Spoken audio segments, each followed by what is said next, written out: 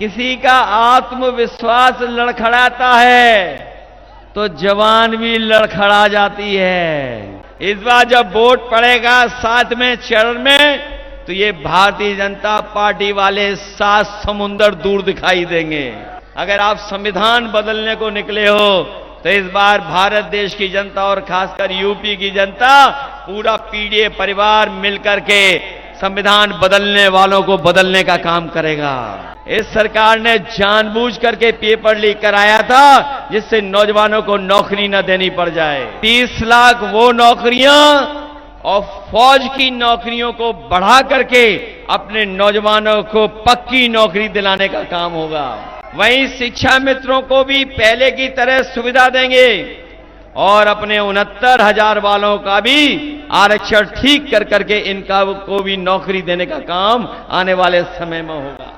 कि इन्होंने electoral bond से इन्होंने चंदा वसूला है, न केवल इनकी पोल खुल गई है बल्कि इनका बैंड भी बच चुका है। जिन लोगों ने जनता को समय समय पर झूठी बातें और झूठे वादे किए थे, वो जो अपना हिसाब किताब लगा रहे थे 400 सीटों का, 400 पार का, वो अब 6वें चरण के बाद बिल्कुल साफ हो गया है। बीजेपी ने ठीक ही कहा था कि 543 में वो 400 पार वाली सीटें जीतने जा रहे हैं। तो 443 के बाद या 400 जो उन्होंने नारा दिया था कि 400 पार, 543 में 400 पार के मतलब हुआ कि 143 सीटें जीतने जा रहे हैं। लेकिन ये 143 नहीं जीतेंगे, 140 करोड़ देश की जनता इन्हें 140 सीटों के लिए भी तरसाने का काम करेगी।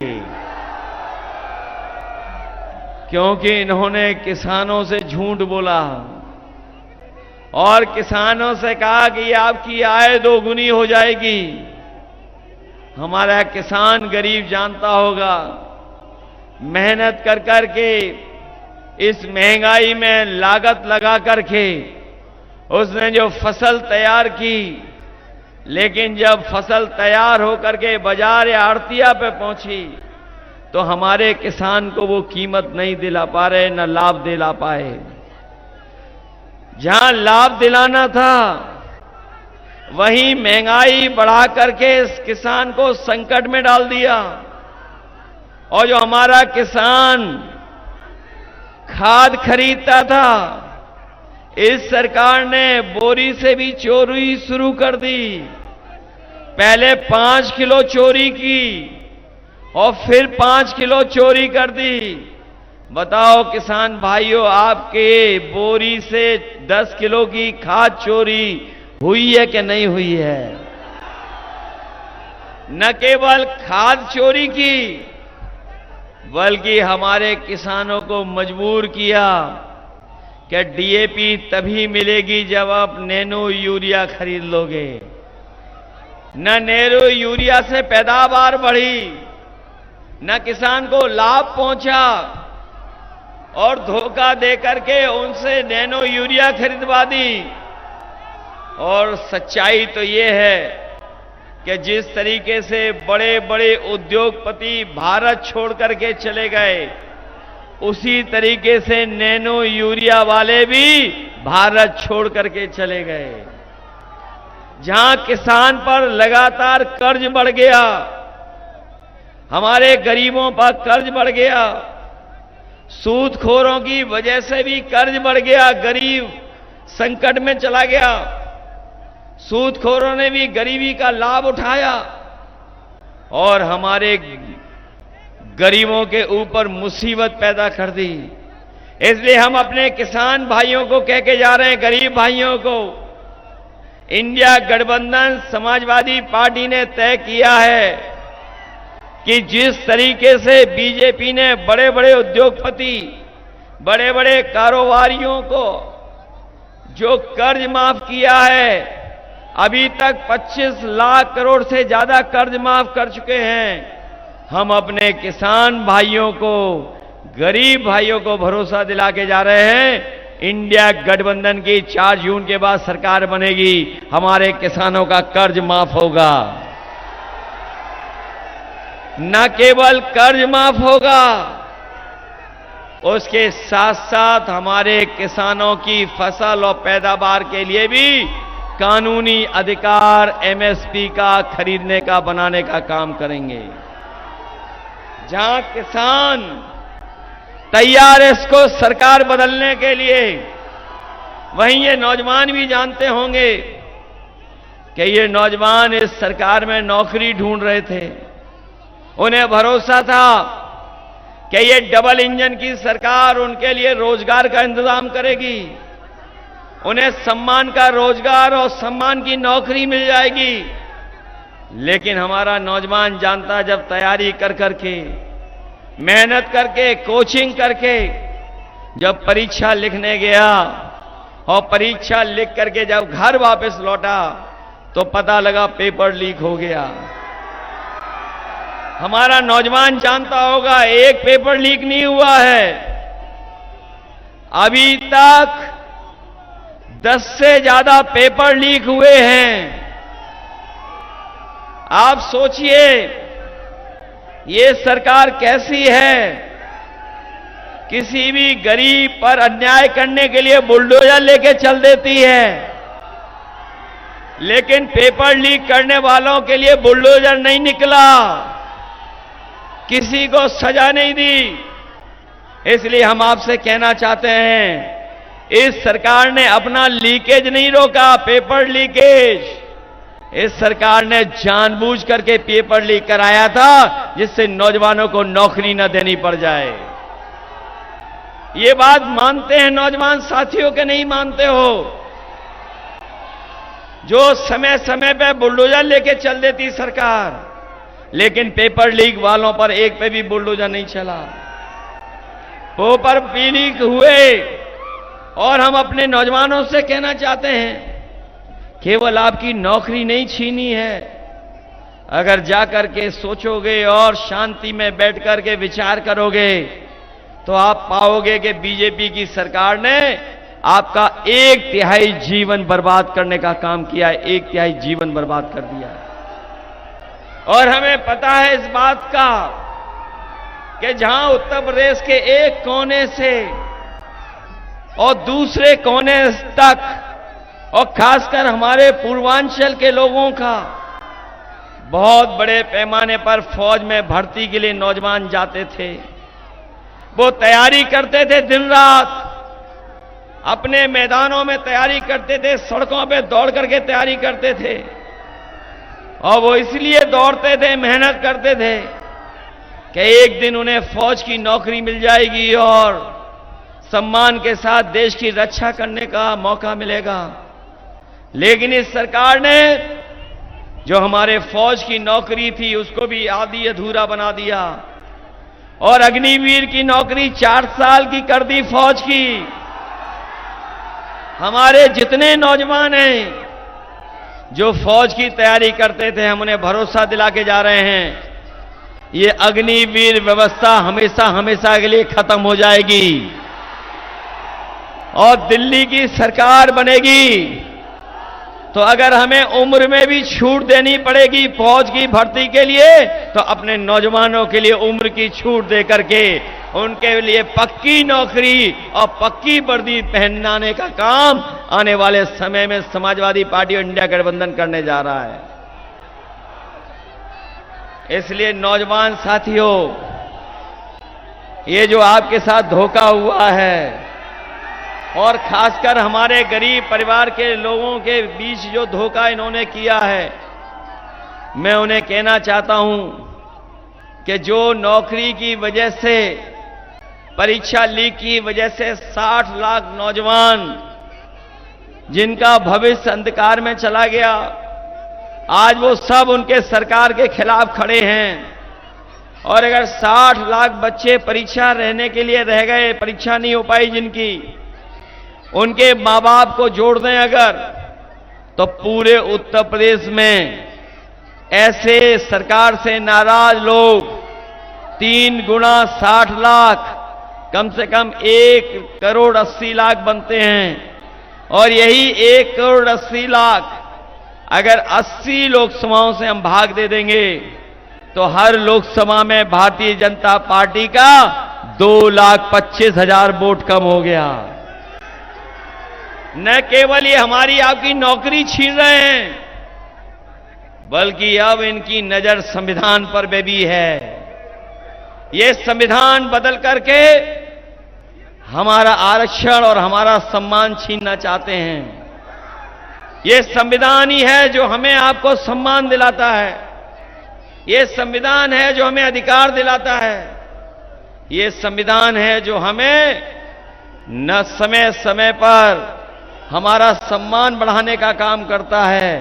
हम उनको कहना चाहते हैं, अगर आप संविधान बदलने को निकले हो तो इस बार भारत देश की जनता और खासकर यूपी की जनता, पूरा पीडीए परिवार मिलकर के संविधान बदलने वालों को बदलने का काम करेगा। बताओ, संविधान बदलने वालों को आप लोग बदलने का काम करोगे कि नहीं करोगे? और जो लोग कहते थे कि वो डबल इंजन की सरकार है, डबल इंजन की, उन डबल इंजन वालों से पूछिए कि जब विकास देवरिया और बलिया तक पहुंचता है तो आपका इंजन क्यों हांफने लगता है? बताओ, इन डबल इंजन वाली सरकार के डबल इंजन हांफने लगे कि नहीं हांफने लगे? और उनकी भाषा भी सुन ली होगी आपने।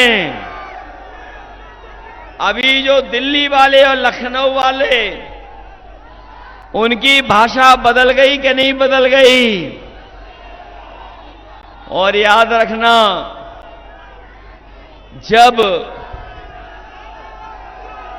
जब आत्मविश्वास लड़खड़ाता है, याद रखना साथियों, पत्रकार साथियों से भी कह रहा हूं मैं, कि जब किसी का आत्मविश्वास लड़खड़ाता है तो जवान भी लड़खड़ा जाती है। जिनका आत्मविश्वास लड़खड़ा गया है उनकी जवान भी लड़खड़ाने लगी है। और बताओ, वो क्या क्या बोलने लगे हैं? आपको तो पता होगा क्या क्या बोलने लगे हैं। ये इसीलिए बोल रहे हैं क्योंकि जनता इनका साथ नहीं दे रही है। इस बार जब वोट पड़ेगा 7वें चरण में, तो ये भारतीय जनता पार्टी वाले 7 समुंदर दूर दिखाई देंगे। ये जो संविधान बदलने निकले हैं, उन्हें जनता बदलने का काम करेगी। और मैं आपको सावधान करने भी आया हूं, ये वही भारतीय जनता पार्टी के लोग हैं जिन्होंने हमें और आपको वैक्सीन लगवा दी। जब वैक्सीन लगवाई तो कहा कि बीमारी ठीक हो जाएगी। ये हमारे पुलिस के लोग भी खड़े हैं, ये कर्मचारी लोग भी हैं, ये लगवाना नहीं चाहते थे लेकिन इनको भी जबरदस्ती लगवा दिया।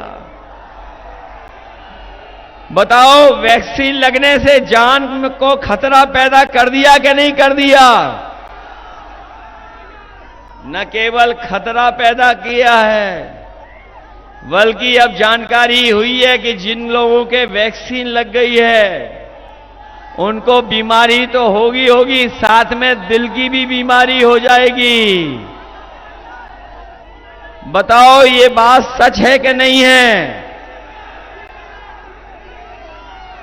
और ये भी आपको जानकारी हो गई होगी कि जिस कंपनी से वैक्सीन लगवाई उससे इन्होंने पैसा भी वसूल लिया है। पैसा वसूला इन्होंने, न केवल वैक्सीन लगवाने वाली कंपनी से पैसा वसूला है, बल्कि जो मीट सप्लाई करते हैं जो मीट सप्लाई करते हैं दुनिया में, उनसे भी इन्होंने चंदा वसूला है। और अब वैक्सीन कंपनी वाली कह रहे हैं, जो वैक्सीन लगाई कंपनी, वो कह रही है कि अब हम वैक्सीन वापस ले लेंगे। हमें बताए कोई, जो वैक्सीन शरीर में लग गई है वो शरीर से वापस कैसे आएगी, हमें ये बता दे कोई। बताओ, धोखा दिया बीजेपी ने कि नहीं दिया? इन्होंने महंगाई बढ़ा दी कि नहीं बढ़ा दी? डीजल, पेट्रोल, जरूरत का सामान, खाने का सामान, सिलेंडर, गाड़ियां। और बताओ हमारे नौजवान साथियों, आपकी मोटरसाइकिल 10 साल पहले कितने रुपए में आती थी और आज कितने में आ रही है? बताओ, 1 लाख रुपए से ऊपर की आ रही कि नहीं आ रही? न केवल इन्होंने महंगाई, गाड़ी, मोटरसाइकिल, जरूरत सामान की बढ़ाई है, बल्कि दवाइयां भी महंगी कर दी हैं। और जो दवाइयां होती थी आपकी, जो सामान्य बुखार ठीक कर देती थी 500 मिलीग्राम की, वो भी बताओ 600 मिलीग्राम खाना पड़ रहा है, तब जाकर के बुखार ठीक हो रहा है। बताओ, धोखा दे रहे हैं कि नहीं दे रहे हैं? जब इनका चुनाव था तो ये राशन में चना दे रहे थे, दाल दे रहे थे, नमक दे रहे थे, रिफाइंड तेल दे रहे थे। और आज बताओ, राशन में क्या दे रहे हैं आपको? राशन भी बेकार दे रहे हैं, जिसकी गुणवत्ता नहीं ठीक है। इसलिए समाजवादी पार्टी और कांग्रेस गठबंधन ने तय किया है कि आने वाले समय में सरकार बनेगी तो हमारे गरीबों के लिए राशन तो देंगे ही देंगे, राशन की गुणवत्ता भी बढ़ाएंगे। कम से कम गरीब का परिवार भरपेट खाना खा ले। और जिस तरीके से संपन्न लोग, बड़े लोग पैकेट का आटा खरीदने लगे हैं, हम अपने नौजवानों को और गरीब लोगों को कह के जा रहे हैं, पैकेट का आटा जो गुणवत्ता में भी अच्छा होगा, पौष्टिक भी होगा, आटा के साथ साथ हम लोग डाटा भी फ्री देने का काम करेंगे। जहां पौष्टिक आटा आपका स्वाद बेहतर रखेगा, वहीं डाटा आपको आगे बढ़ने में मदद करने का काम करेगा। जो हमारे नौजवान हैं, उन्हें फॉर्म भरना होगा, पढ़ाई करनी होगी, ऑनलाइन चीजों को देखना और समझना होगा, तो आटा के साथ डाटा भी फ्री देने का काम हम लोग करेंगे। न केवल आटा, डाटा, बल्कि 30 लाख सरकारी नौकरियां खाली पड़ी हुई हैं जिनको भरा नहीं गया है। 30 लाख वो नौकरियां और फौज की नौकरियों को बढ़ा करके अपने नौजवानों को पक्की नौकरी दिलाने का काम होगा। जहां नौकरी मिलेगी, वहीं हम आपको भरोसा दिलाते हैं कि आपके आरक्षण के साथ इनको खिलवाड़ नहीं करने देंगे। आरक्षण के साथ नौकरी देंगे। और हमारे 69,000 वाले जानते होंगे,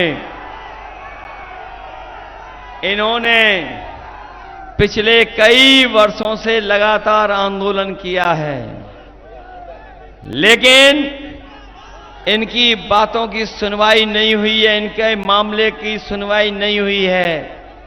मैं अपने तमाम छात्र नौजवानों को कहना चाहता हूं, जहां खाली पड़ी शिक्षक की नौकरी दी जाएगी, वहीं शिक्षा मित्रों को भी पहले की तरह सुविधा देंगे और अपने 69,000 वालों का भी आरक्षण ठीक कर करके इनका को भी नौकरी देने का काम आने वाले समय में होगा।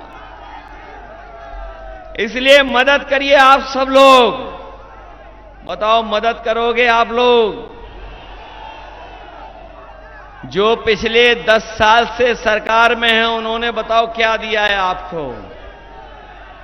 बताओ, नौकरियां छीन ली आपकी कि नहीं छीन ली?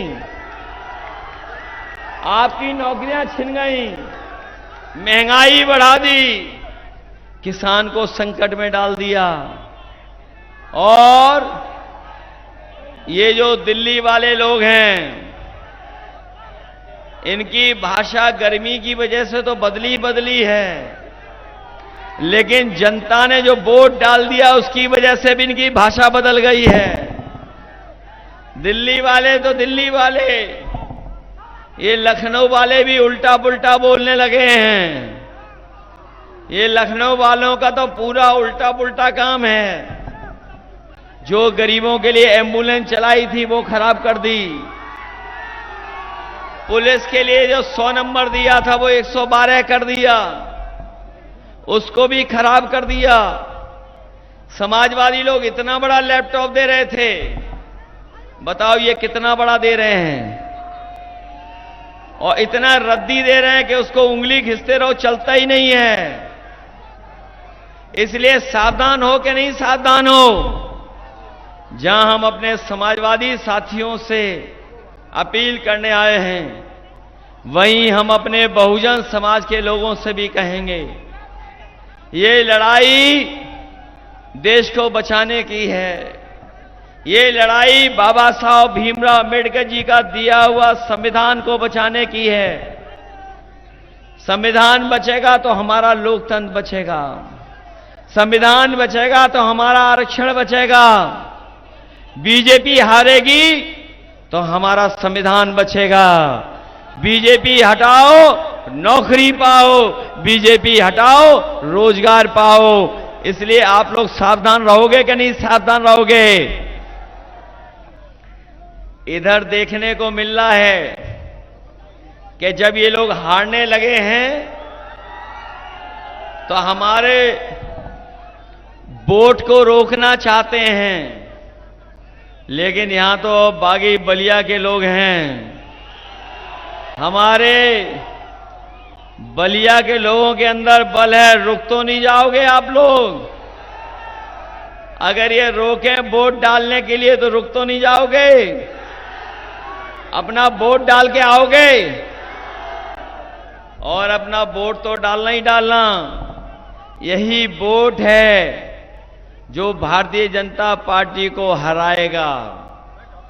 ये बीजेपी वालों ने बहुत झूठ बोला है।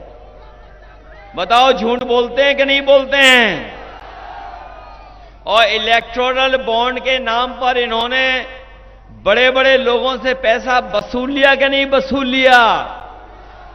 और न केवल वसूला है, लेकिन जब से जनता जान गई है कि इन्होंने इलेक्टोरल बॉन्ड से इन्होंने चंदा वसूला है, न केवल इनकी पोल खुल गई है, बल्कि इनका बैंड भी बच चुका है।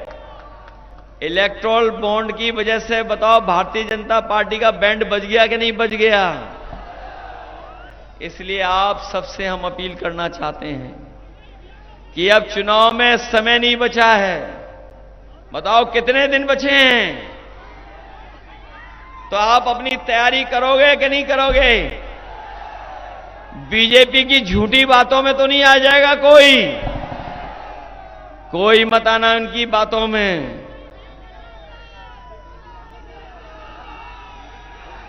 इसलिए वोट दीजिए, मदद करिए। आपने क्लाइमेट चेंज के बारे में तो सुना होगा। इस बार तो क्लाइमेट के चेंज के साथ साथ पॉलिटिकल क्लाइमेट चेंज भी होने जा रहा है। मित्र मंडल तो बदलेंगे ही बदलेंगे, मंत्रिमंडल भी बदलेगा, मीडिया मंडल भी बदल जाएगा। इसलिए आपसे हम कहने आए हैं, आपका वोट मित्र मंडल को तो बदलेगा ही बदलेगा, मंत्रिमंडल भी बदलेगा और मीडिया मंडल भी बदल जाएगा। 4 जून ऐतिहासिक दिन तो होगा ही होगा। जिन्होंने कहा कि अच्छे दिन आएंगे, वो अच्छे दिन तो नहीं ला पाए हैं, लेकिन हम लोग बीजेपी को हरा करके 4 जून से खुशियों के दिन मनाएंगे। और जिन लोगों ने मन की बात की है, जिन्होंने मन की बात की है, हम उनसे कहना चाहते हैं, इस बार जनता मन की बात नहीं संविधान की बात सुनना चाहती है, संविधान को बचाना चाहती है और उसके लिए वोट डालने का काम करेगी। इसलिए मदद करिए और उन लोगों की परवाह मत करना जिनका आत्मविश्वास टूट रहा है, आत्मविश्वास तो लड़खड़ा ही रहा है, उनकी जवान भी लड़खड़ा रही है। तो समझ लो इस बार 4 जून के बाद हमेशा हमेशा के लिए लड़खड़ा करके वो चले जाएंगे। नेशनल दस्तक की आपसे गुजारिश है कि अगर इसको बचाना चाहते हैं तो नेशनल दस्तक को सब्सक्राइब करने के लिए रेड कलर के सब्सक्राइब बटन को दबाएं, फिर बेल आइकन की घंटी दबाएं। नेशनल दस्तक को बचाने के लिए बहुत जरूरी है कि हर खबर को शेयर करें, लाइक करें, कमेंट जरूर करें।